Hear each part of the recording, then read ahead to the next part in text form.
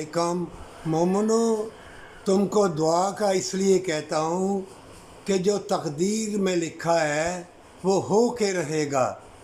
लेकिन कुरान में भी अल्लाह ने कहा है कि अल्लाह की रहमत से नाउम्मीद ना होना, इसमें एक राज है। एक राज रसूलुल्लाह सल्लल्लाहु अलैहि वसल्लम ने फरमाया, तकदीर पे भरोसा रखो, ईमान रखो, पर तुम अल्लाह की रहमत से कभी नाउम्मीद ना होना। ये भी एक राज है।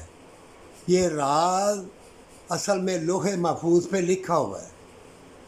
तुम्हारा जहाँ भी जाना है ना, चाहे बुज़ुर्ग के पास जाओ या ना जाओ, होगा अल्लाह के हुक्म से ही। कोई जादूगर, कोई हंगाली बंगाली, कोई पीर साहब, कोई वली, को बहुत बड़ा ऊंचा भी हो, अल्लाह के हुक्म के बग़ैर तुम्हारे लिए कुछ नहीं कर सकता, सिर्फ दुआ कर सकता है।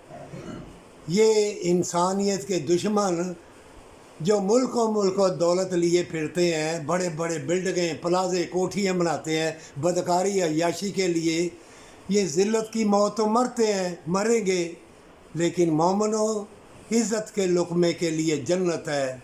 और मोमिन दरवेश को पहचानना बहुत मुश्किल है। मोमिन को मोमिन पहचान सकता है, दरवेश, अल्लाह के वली, मक्कार हो बदकार हो, उनके लिए भी दुआ करते हैं।